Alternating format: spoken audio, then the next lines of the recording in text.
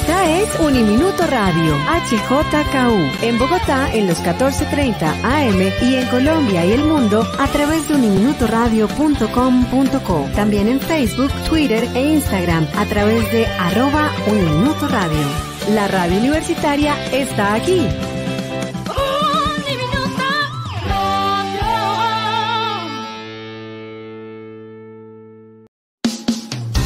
Uniminuto Radio presenta El Puente. Hola, ¿qué tal? Bienvenidos al Puente, un escenario donde se integran diversas voces. Un espacio de diálogo, creatividad y encuentro. Hola, ¿qué tal? Bienvenidos al Puente, un espacio de diálogo, encuentro y creatividad de Uniminuto Radio que llega a todos ustedes a través de los 14:30 AM Bogotá y también a través de www.uniminutoradio.com. Este es el servidor y amigo de todos ustedes, Simón Anthony Duval, les da la más cordial bienvenida a nuestra emisión del día de hoy. Una emisión donde vamos a estar hablando del ámbito, por supuesto, de la educación filosófica. Vamos a estar situados muy en el ámbito de la relación mujeres y filosofía, y para ello tenemos una invitada muy especial. Se trata de Ángeles Eraña. Ella es docente de la Universidad Autónoma de México. Nos acompaña desde allí y, por supuesto, vamos a tejer un diálogo muy llamativo en torno a distintas aristas y distintas comprensiones en la mañana. Profesora Ángeles, bienvenida al Puente, bienvenida a Uniminuto Radio. Muchas gracias por la invitación. Okay. Me complace mucho que nos acompañe y, por supuesto, vamos a tener un diálogo desde distintas apuestas. Tenemos también la presencia en esta mesa de trabajo que se nutre siempre día a día de estudiantes de los programas de estudios en filosofía y de licenciatura en filosofía. Por aquí tenemos a Marlo Millota. Marlo, bienvenido al Puente, bienvenido al Uniminuto. Gusto, muchas gracias por la invitación. Bien, también nos acompaña Valentina Coy. Valentina, bienvenida. Muchas gracias por el espacio. Bien, y tenemos la presencia de Santiago Rodríguez. Santiago, bien. Muchas gracias por la invitación. Bueno, entonces vamos a continuar y proceder en esta mañana con distintos ámbitos que son importantes para pegar el diálogo. Comencemos, profesora Ángeles. Háblenos de usted. ¿Qué es Ángeles Eraña? Vaya pregunta. ¿Tuviera una respuesta? ¿La daría? No, bueno, pues soy investigadora de la Universidad Nacional Autónoma. Mamá también. Y pues he sido activista por muchos años de distintos tipos de organización. Y ahora tenemos la Red Mexicana de Mujeres Filósofas, donde lo que estamos haciendo es organizarnos como mujeres filósofas para abrir más espacios para nuestras voces y que se escuchen. Gracias mucho de esa parte.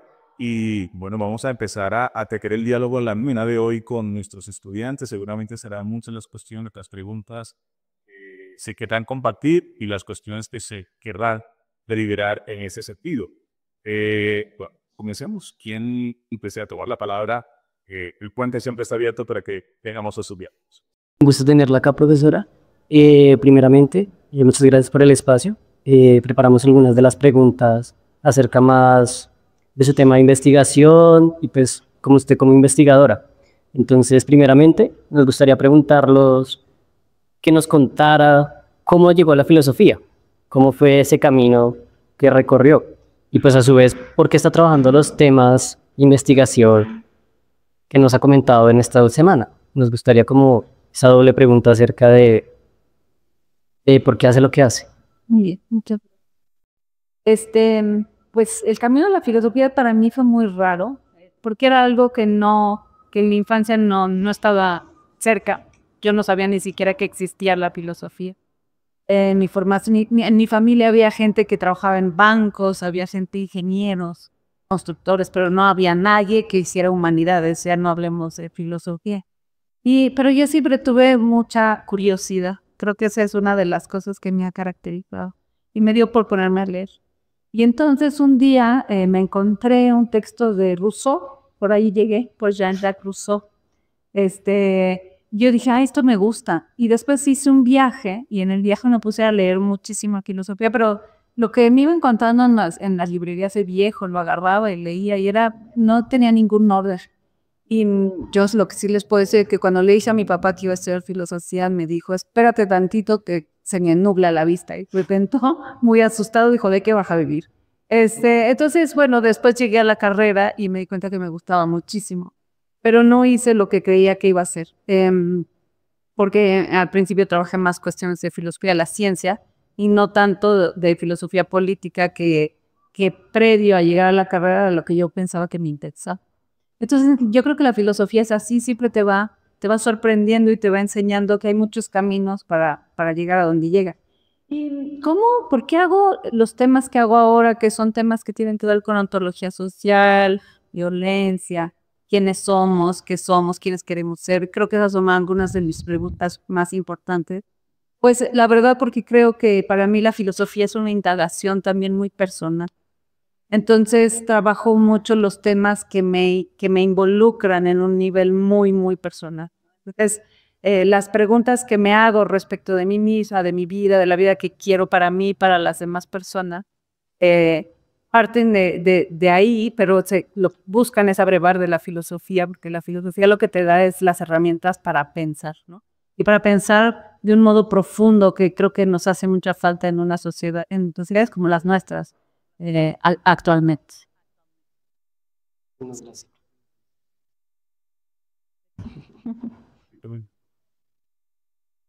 Bueno, ahí tenemos una primera impresión que creo recoge lo que son los elementos claves de lo que ha sido su experiencia como maestra, como mujer filósofa, y por supuesto en ese horizonte ahora nos complace mucho que podamos rescatar esa mirada, ¿no? De la mujer que hace filosofía, pero también de la mujer que encarna filosofías y formas de ver el mundo. Ahí hay unos elementos claves que podemos ir identificando y reconociendo. Si pudiéramos señalar algunas tensiones desde su aproximación al ejercicio de la filosofía, ¿cuáles serían? Porque sabemos que habitar el mundo de la filosofía es habitar un universo de posibilidades también y de tensiones, paradojas. Bueno, tensiones a nivel personal, como mujer profesional o como profesionales, no solo mi caso, ¿no? Tratando de pensar un poco más ampliamente. Yo creo que la filosofía es una hermosísima disciplina que nos enseña a pensar, como decía, pero que también ofrece poco trabajo. O sea, en términos prácticos, sí es una tensión, ¿no? Porque el problema es que yo creo que vivimos en una sociedad que aprecia poco el pensamiento profundo. Por lo tanto, las posibilidades de encontrar un desarrollo profesional, de ser filósofa o filósofo. Entonces, pues como hay un jaloneo y nuestras estudiantes y estudiantas a veces se preguntan, deben seguir ese camino, pero yo lo que creo es que lo que tenemos que hacer precisamente es ir abriendo los universos para que esos caminos a las futuras generaciones las tengan más fáciles de andar. Entonces, en términos de ser filósofa, de ejercer la filosofía como profesión, esa es una tensión que yo veo. No sé si esta era la pregunta o si tenía más que ver con tensiones internas al quehacer propio de la filosofía, que también está llena de tensiones, ¿no? Queremos también de esas tensiones. Sí, claro, desde distintas tradiciones, ¿no? Que en los departamentos de filosofía, yo no sé aquí, pero en México hay incluso odios, ¿no? Son los analíticos contra los continentales y se dan hasta por debajo de la lengua, como diríamos nosotros. Cuando en realidad yo siempre digo, hay que leer todo lo que te caiga en las manos, ¿no? La filosofía es todo eso y más. Entonces, esas tensiones, pues ahí están, ¿no? Pero yo creo que hay que pasar por encima de ellas. Bueno, tensiones que nos permiten habitar, que nos permiten sentir y que nos permiten ser. Vamos ahora a darle la palabra a Valentina Coy. Valentina. Bueno, profesora, desde tu rol como filósofa, desde estas experiencias con las comunidades, con las mujeres, me gustaría saber si hay algunas prácticas concretas que hayas identificado o implementado para subvertir toda esta lógica patriarcal en la que nos vemos pues otra vez. Sí. Me parece que es muy difícil hacer una identificación clara, ¿no? De cuáles son, ¿no? Pero son prácticas en las que estamos absolutamente todos. Yo creo que parte de lo que nos pasa es que cuando estás inmersa en esas prácticas son tan evidentes y las reproduces de una manera tan natural que no las ves. Entonces muchas veces es más fácil verlas en las otras formas de vida en las otras culturas, en las otras personas que en una misma, ¿no? Entonces, por ejemplo, yo creo que a veces nos cuesta mucho trabajo ver a nosotras que somos universitarios, cómo nosotras mismas reproducimos esas prácticas en nuestro estar aquí, en nuestro quehacer universitario, ¿no? Porque estamos inmersas en ellas. Pero uno cuando vienes de fuera las ves. Entonces, por ejemplo, yo pienso, hacías alusión a las comunidades. Cuando yo llegué a las comunidades en Chiapas, lo que me sorprendía mucho era que las mujeres no hablaban en las asambleas. Eso es una práctica pero patriarcal, etcétera. Y luego te das cuenta que estas mujeres, que hay una serie de prácticas que en efecto fueron objetivas para las mujeres, siguen siendo, que han sido. Y ellas ahí no lo veían, ¿no? Pero hay un momento en el que ellas son capaces y que para uno era muy evidente, porque tú no eras parte de esa forma de vida, ¿no? Y entonces, pero ellas mismas, cuando son capaces como de salirse un poquito y de mirar de un lado, de aunque sea, ¿no? De detenerse a pensar acerca de su propia vida, y eso es lo que no haces introspectivamente, no es que te sientes y pienses y digas, ¿qué hago, man? Sino que de pronto empiezas a hablar con las otras personas, te empiezas a dar cuenta que hay cosas que no te gustan, que no le gustan a tu compañera, y que cuando tu compañera que le dices, ay, a mí me pasa igual, no me gusta, ¿no? Y ahí es cuando empiezas a percatarte de esas prácticas, y yo creo que la única manera de cambiarlas es justamente en ese diálogo con tus pares, ¿no? Que decir, bueno, ¿qué podemos hacer para cambiar? Porque además, lo que te digo de que es muy difícil identificarlas, es porque yo creo que tienen particularidades en espacios distintos, ¿no? Entonces, yo creo que la manera como esas prácticas operan en la universidad es distinto como operan, por ejemplo, en la calle o en el transporte público. Y a lo mejor, si usas menos el transporte público, pueden ver más ahí todo lo que no te gusta. Por ejemplo, que un señor te toquetee en el transporte público es muy desagradable. Son prácticas que hemos ido erradicando a base de gritar, ¿no? Y de decir, pero como digo, entre más íntimo te es, entre más eres parte de ello, me parece que es más difícil darte cuenta, ¿no? Y sobre todo darte cuenta de cómo lo reproduces, porque lo reproducimos todo el tiempo, ¿no? Como mujeres, como hombres, como jóvenes, es algo que nos hace también, ¿no? Entonces la cosa es cómo vamos siendo otras para que nuestro entorno vaya siendo. No sé si te contesto. Sí. Trabajar en relación con estas prácticas incorpora, sin duda alguna, una tensión que usted ha marcado de manera muy, muy relevante. Y quisiera que pudiéramos profundizar un poco en el asunto de la naturalización de esas prácticas. Porque si hay algo que dificulta, por supuesto, la deconstrucción de las mismas, el poder redefinirlas, el poder transformar también esas prácticas que terminan siendo hegemónicas, que terminan siendo, por ejemplo, naturalizando el machismo, ¿no? Como una práctica que se reproduce de manera brutal en muchos ámbitos de nuestras dinámicas culturales. ¿Cómo o cuáles podrían ser esos aspectos que podemos tener en cuenta desde la filosofía? ¿O qué herramientas prácticas nos podría ofrecer la filosofía para arrancar estos procesos de deconstrucción que son tan valiosos? Yo siempre digo que, y les digo a mis alumnos, cuando llegan, yo doy clase ahora en primer semestre del pregrado, y siempre les digo que para mí la filosofía no se trata de grandes teorías ni de sistemas como es la idea canónica. Para mí la filosofía es aprender a preguntar. Y porque yo creo que el pensamiento se hace a base. Y entonces yo lo que creo que la filosofía nos da es esa herramienta de pregunta. Y entonces yo lo que creo es que la única manera de romper con estas prácticas que no nos gustan es preguntándonos en el cotidiano por qué hago las cosas que hago.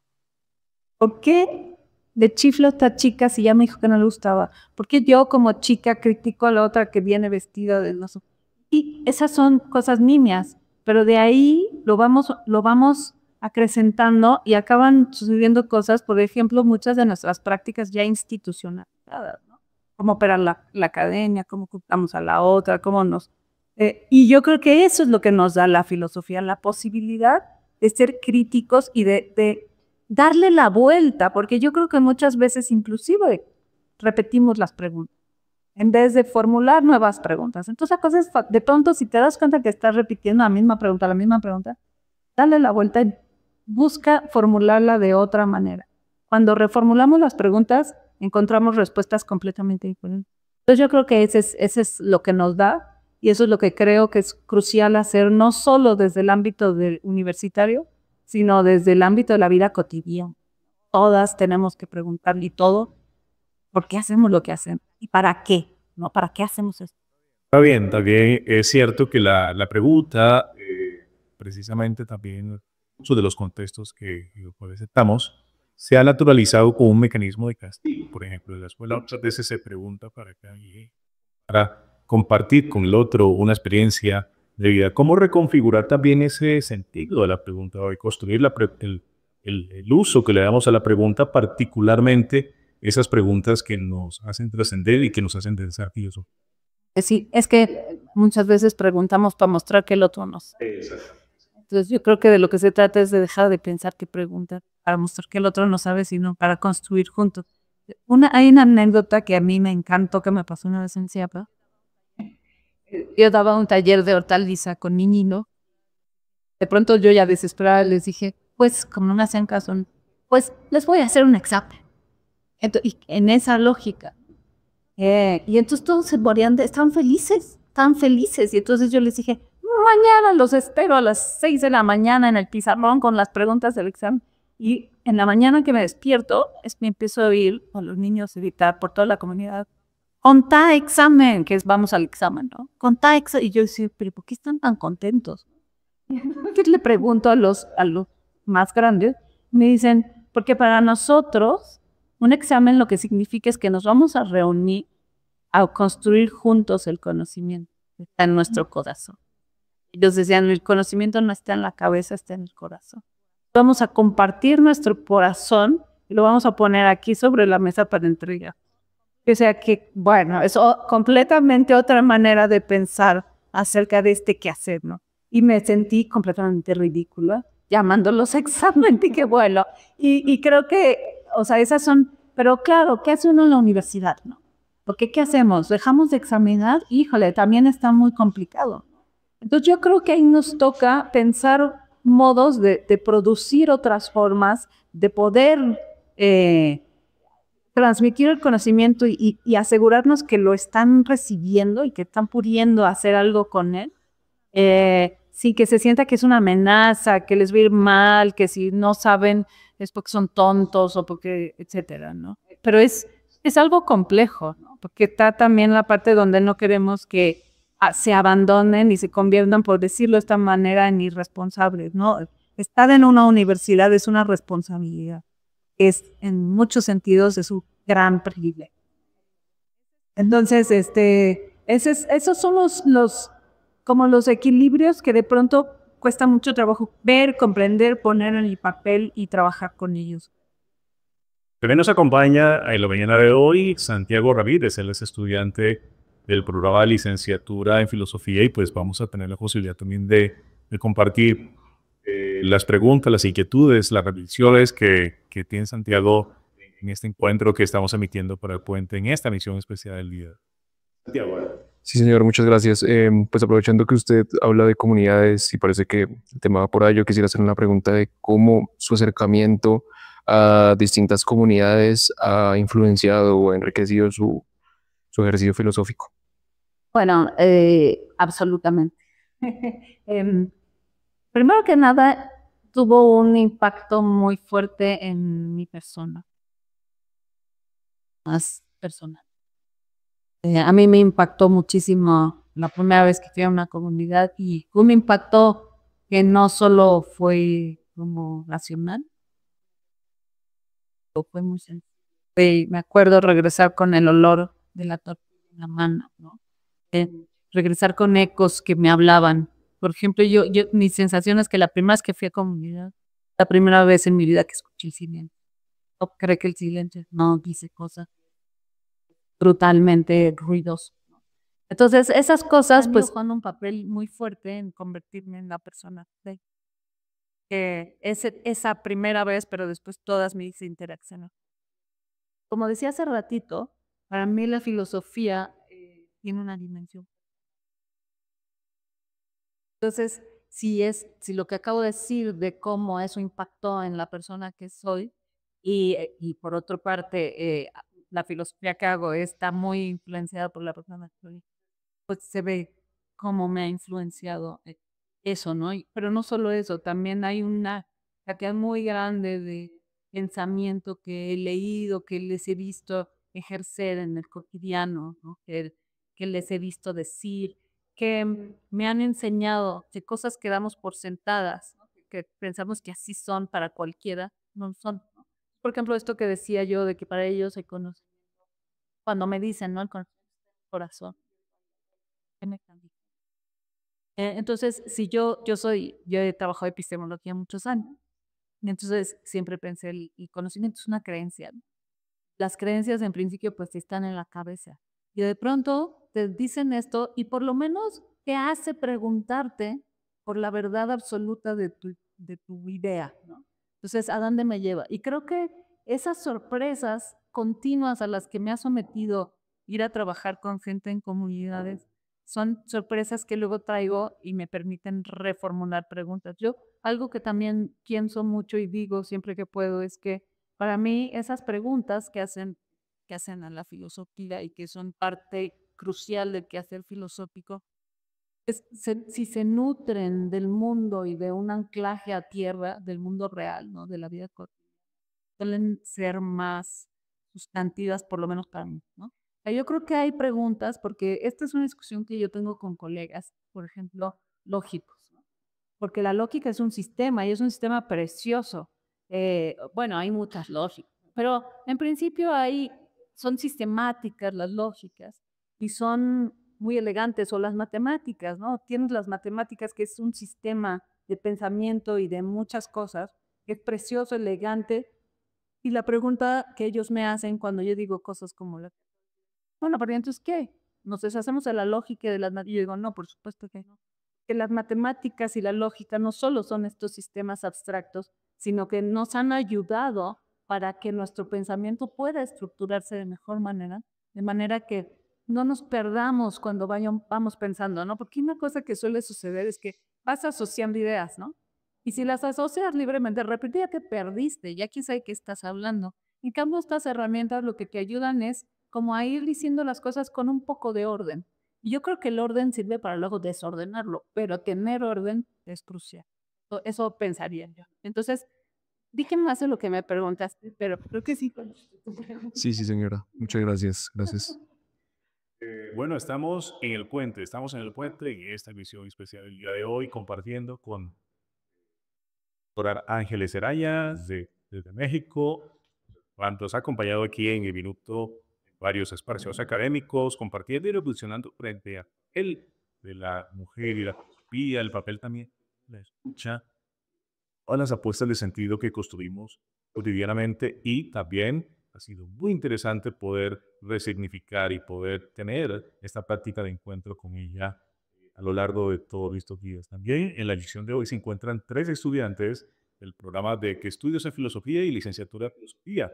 Se trata de Valentina Coy, Santiago Ramírez y Marlon Villota, que se está compartiendo también las inquietudes que también desde su actividad filosófica han venido surgiendo a lo largo de su proceso. Bueno, estamos en este momento entrando a un punto bastante interesante. Usted ha mencionado, profesor Ángeles, el carácter del silencio. Y si hay algo que tenga que ver con el silencio, la escucha, y posiblemente aquí también hay algunos elementos que queramos profundizar en ese orden de ideas. Hablemos acerca de esa relación silencio-escucha y cómo la escucha, como usted en algunos de sus artículos muy bien menciona, constituyen una herramienta para transformar las prácticas cotidianas. Sí, bueno, una cosa como que parece muy inmediata y a veces quizá un poco obvia es que en silencio no hay escucha, porque para escucharte tienes que callar. Parece muy obvio, pero no es tan obvio, porque muchas veces, porque silenciarte a ti misma no es solo dejar de hablar o de producir hablos o cosas, sino poner en pausa tu mente interna. Yo me acuerdo que un día estaba platicando con un colega de la India, me decía que sí sabía meditar. Decía, no, yo no sé meditar. Es que la meditación de lo que se trata es de poner en pausa tu mente. Yo decía, ¿cómo hacer eso? Decir, cuando te sientas, si cierras los ojos o no, siempre están pasando cosas en tu cabeza. Y es muy raro que simplemente las dejes pasar, siempre te detienes en algo, te agarras de eso, lo agarras y lo quieres desmenuzar. Eso produce muy, además de que produce angustia, produce una dificultad muy grande de realmente, lo voy a decir eso, atender a quien está. Eso es lo que yo llamo. Entonces, para escuchar, el silencio no solo es no producir sonido, sino silenciar tu movimiento. O sea, como de pronto ponerte en pausa. Y creo que esa es la relación intrínseca entre una cosa y otra. Y cuando hablo de silencio, hablo de esta cosa, esta pausa requerida para que entonces te quites de en medio, dejes de leer al otro desde lo que tu voz te está diciendo y escuches o atiendas a lo que la otra persona está comunicándote, ya sea con palabras, con las miradas, con acciones, con las manos. Luego estamos diciendo una cosa y estamos moviendo la mano. Ay, no me estaba diciendo lo que me está diciendo, ¿no? Está comunicándome algo más. Y ese lenguaje que es tan complejo, yo creo que solo puede, de alguna manera, aprehenderse si hay un silencio interior. Eso creo. Bueno, profe, vamos a cambiar un poquito el paralelo de las preguntas. Nosotros pensamos que usted como investigadora y también como profesora nos elucidara con cuál es el rol que usted cree que tienen las instituciones, tanto las instituciones como la academia. ¿Cuál cree que es el rol que tiene y cuál es el rol que deberían de tener? Qué buena pregunta. Hoy, bueno, yo creo que parte del problema o sea, yo creo que la institucionalidad juega una función de tratar de ordenar el desorden que son, por decirlo de otra manera, que se ha dicho mucho en la literatura, somos muchedumbre y las instituciones vernos como grupo o algo así. Y yo creo que han jugado distintas instituciones, desde las instituciones educativas hasta instituciones de gobierno, todo tipo de instituciones, que juegan papeles importantes, porque permiten, por ejemplo, en un mundo como el nuestro, ¿no? Cualquier actividad requiere recursos, requiere dinero, salarios, etcétera. Y si no hubiera instituciones, ¿cómo haríamos eso? Entonces es una manera institucionalizar las relaciones educativas, por ejemplo, lo que te permite es hacerte de recursos para que esa práctica educativa pueda reproducirse. Pero yo creo que el problema muchas veces con las instituciones es que se anquilosan. Entonces, en vez de irse transformando conforme a la sociedad, o sea, conforme a las necesidades, los jóvenes de hoy, ustedes, no son como éramos nosotros, y por muchas razones. Y eso es algo que la institución se vuelve incapaz, porque la institución ya se fijó. Entonces, una manera de decir esto es, las instituciones de alguna manera pretenden congelar la realidad. Y el punto es que la realidad no es congelada. Entonces, yo creo que esa es la función y el problema de las instituciones. ¿Cómo deberían ser? Es algo que me pregunto todos los días. No sé. A mí me gustaría que las instituciones tendieran en una dirección de estar más dispuestas a abrirse, a, a encontrar que el mundo es algo que está en continuo cambio y que por lo tanto ellas tienen que estar en continua revisión.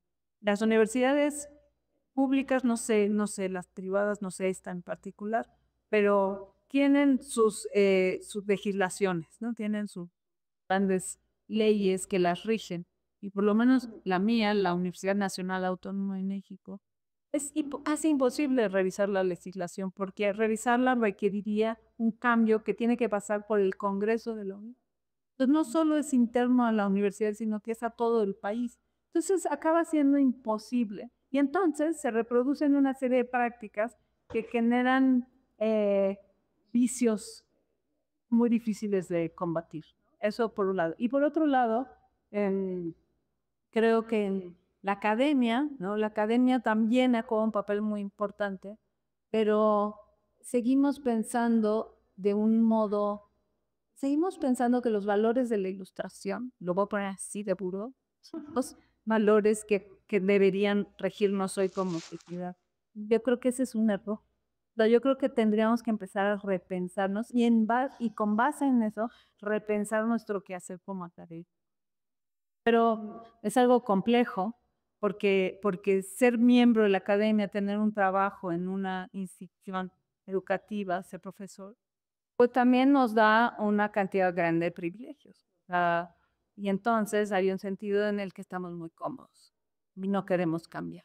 No solo la institución está hecha de historia, pero también de estas comodidades personales.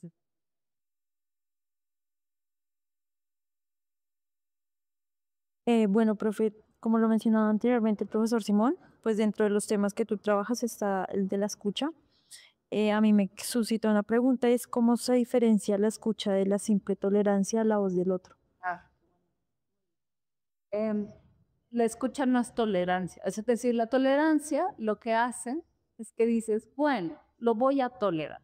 Allá es, ¿no?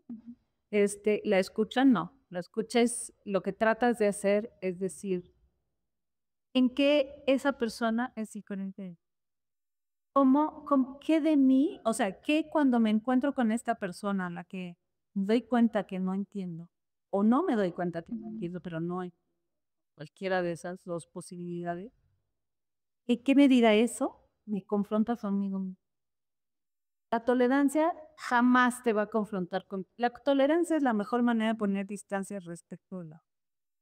Y yo creo que la tolerancia conduce de una manera más inmediata, rápida y no muy elogiable a un relativismo barato, ¿no? Es decir, bueno, ay, ay, ¿no?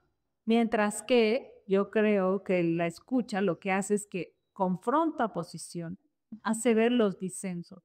Y eso es una forma interesante de lo relativismo en el sentido que no es que todo se valga.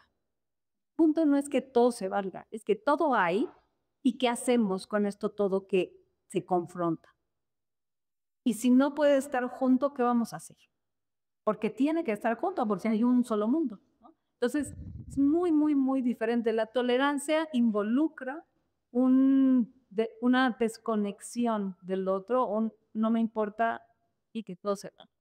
Y entonces tiende a producir en un mediano plazo una polarización.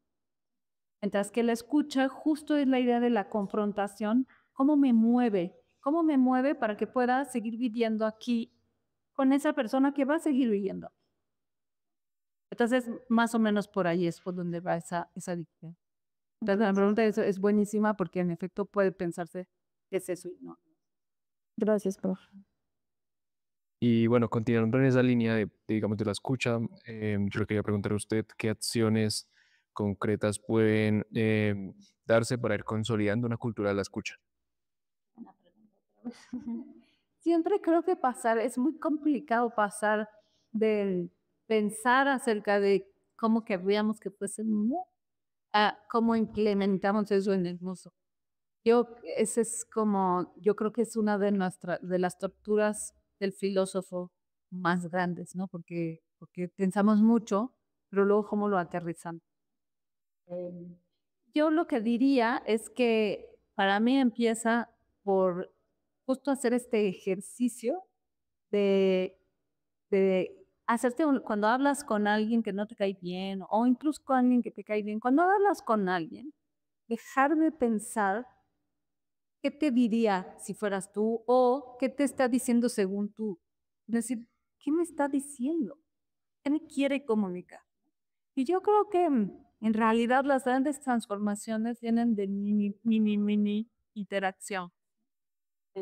Porque es como eso se va reproduciendo. que si eso funciona bien, al otro dice, ay, mira, qué bien que me hicieron esto, ¿no? Y luego lo trata de hacer con su par y luego... Entonces, esa es la idea que yo tengo de cómo podríamos empezar y es un ejercicio, pensaría yo, que sí requiere mucha atención respecto de tus propias relaciones, ¿no? Cómo te relacionas con tus compañeros de la escuela, con tus profes, con tus papás, con tus hermanos, con el señor del camión, eh, es muy difícil lo que estoy diciendo, porque claro, si tú te subes al camión y te da inside, yo voy a escuchar un codazo y te escoge, ¿qué voy a escuchar? O sea, le regresa el codazo, ¿no? Entonces, claro, no es que sea una solución inmediata, no es que sea yo muy, a lo mejor poco, pero creo que es un esfuerzo despacito, poco a poco, y que bueno, es mejor pensar, es mejor intentar hacer algo que no hacer absolutamente. Muchas gracias. Para finalizar, este tema de la escucha, me gustaría pues preguntarte, teniendo en cuenta que la escucha pues ha sido históricamente feminizada desde el rol de cuidado de la mujer, ¿cómo podríamos evitar que se reduzca un estereotipo o más bien se entienda como una fortaleza o una potencia? Sí, yo creo que es muy difícil tratar de evitar que pasen cosas. Las cosas, si van a pasar, pasan. Pero hay varias cosas. Una es que yo creo que lo primero es pensar que si se ha feminizado, no tenemos por qué estigmatizar eso, a lo mejor es que bueno. O sea, ¿por qué tenemos que decir es un estereotipo negativo? Ojalá no sea estereotipo, o sea, ojalá encontremos la manera de desestereotipar el mundo, no solo los cuidados, sino dejar de pensar en términos de estereotipos, pero eso es algo que no hay nada que uno pueda hacer para prevenirlo, más que estar en el ajo, como decimos nosotros, ¿no? En el día a día de decir, bueno, eso no era, y de ejercerlo de un modo que quede claro que eso no era. Entonces, yo lo que pienso es que sí es muy difícil que se comprenda. Ayer que hablábamos de eso, alguien decía, pero la escucha es algo que se hace pasivamente. Y parte de la discusión es decir, no, no es algo pasivo. La escucha es algo que requiere que tú pongas de ti todo tu cuerpo. Porque precisamente ese silenciamiento interno, ¿no?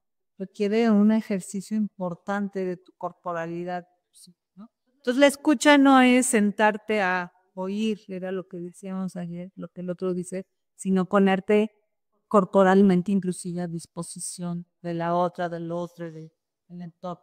Entonces, pues nada, es una apuesta que como casi cualquier otra apuesta corre el riesgo de ser mal leída, de no sacarnos de donde estamos. En fin, o sea, eso no puedo sino seguir tratando de esclarecer la idea, cada vez tratar de ponerla más clara, de discutirla mucho con toda la gente que quiera, porque además es una idea que no es mía, ¿no? Es una idea que mucha gente ha usado. De hecho, una filósofa que yo admiro mucho, colombiana, que es María Rosa Acosta, tiene un libro entero sobre la escucha y ella ha sido muy influyente en las cosas que yo estoy diciendo. Ella habla de ese trauma, pero ella tiene una noción súper interesante de la escucha. Yo recomendaría que la lea.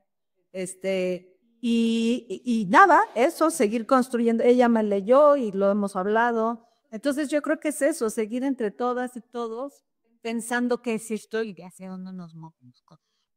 Entonces, De a otra pregunta acerca de uno de sus trabajos, acerca de investigaciones epistémicas, planteamos esta pregunta que es, ¿qué cambios en las relaciones sociales y en las estructuras de poder serían necesarias para reducir las crisis epistémicas? sí, otra vez es como bajamos de la teoría, o sea, cómo implementamos estas ideas acerca de la realidad en la realidad. Yo no tengo, no sé exactamente cómo sería, pero lo que creo es que parte del asunto es dejar de reproducir estos esquemas de poder, estas prácticas de opresión que el poder nos impone a nivel de piso de calle. Es lo sencillo, es algo como que no tengo muy claro cómo debería hacerse, pero creo que es necesario hacerlo. Pero parte de lo que digo, ¿no?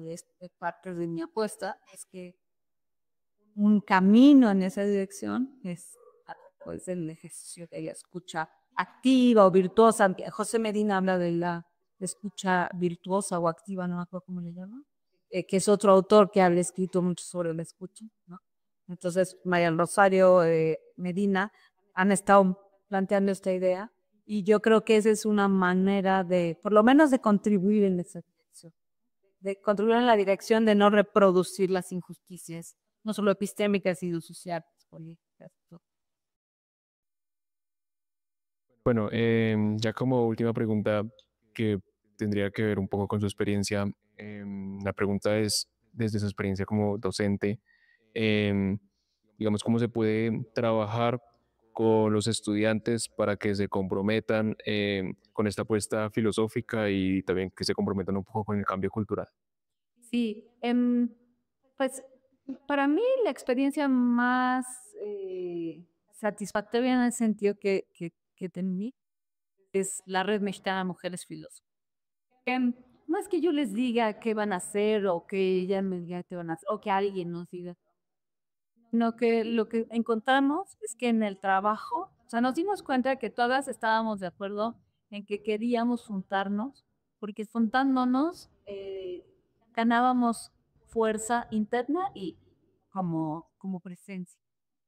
Entonces, el hecho de que las estudiantas que están ahí llegaran en par por sí mismas y que el vínculo esté fundado o esté soldado en el trabajo por pares, no, ahí no soy su maestra, ahí no soy nada, o sea, ahí soy otra más. Entonces, una vez una estudiante coordina algo, otras veces yo, y eso, el hecho de que las relaciones con las alumnas estén basadas en el trabajo, cambia completamente y les produce a ellas y a mí un compromiso que no se produce de otra manera.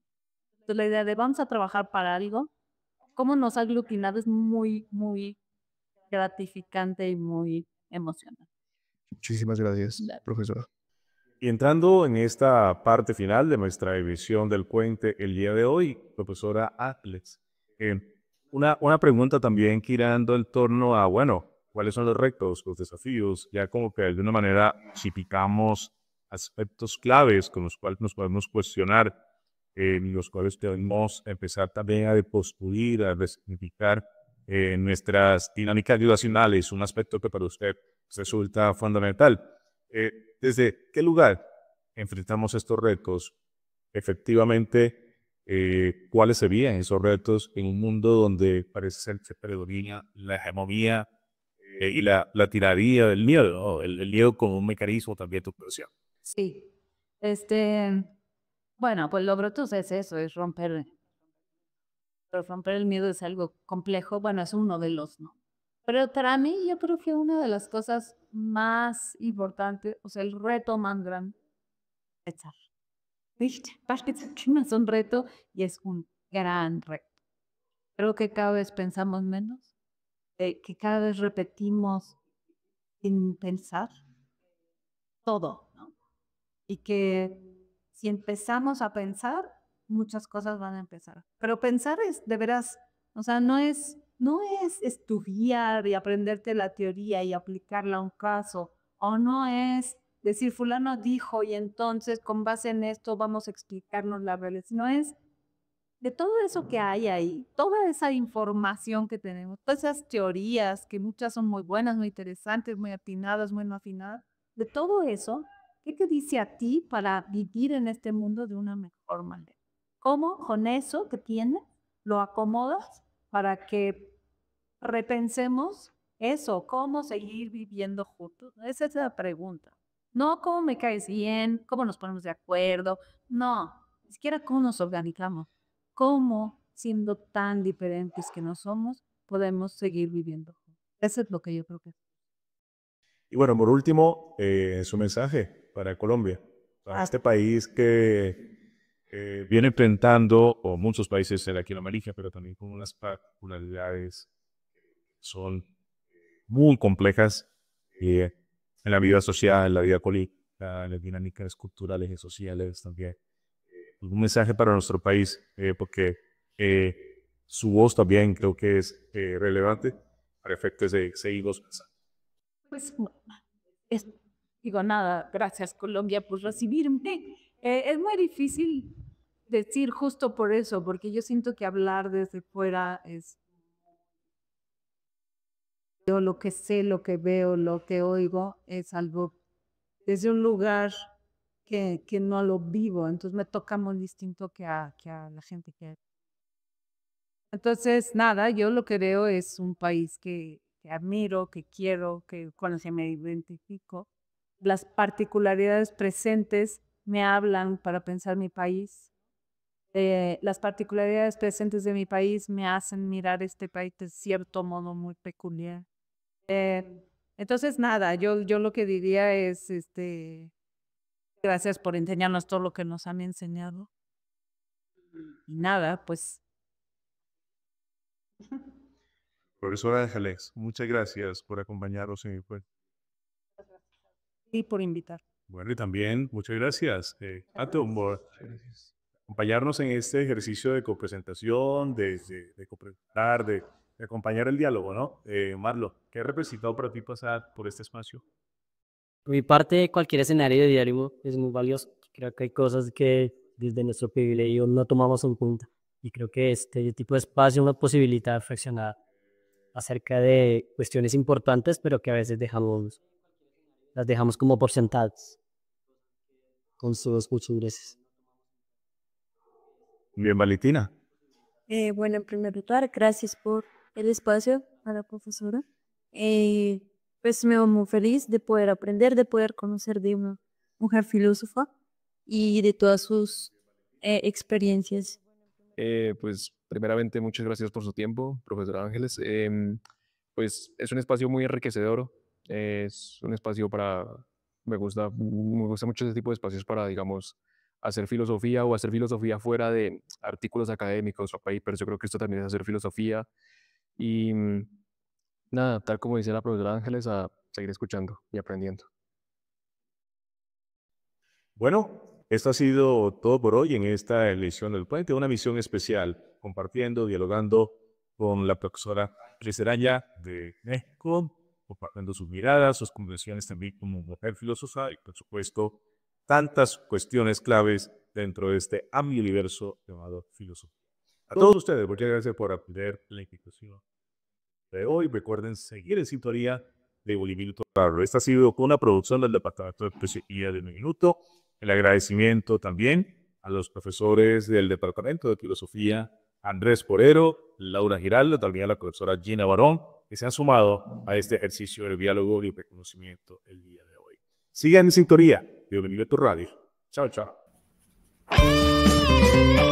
Esta es Uniminuto Radio, HJKU, en Bogotá en los 14:30 AM y en Colombia y el mundo a través de uniminutoradio.com.co. También en Facebook, Twitter e Instagram a través de @Uniminuto Radio. La radio universitaria está aquí.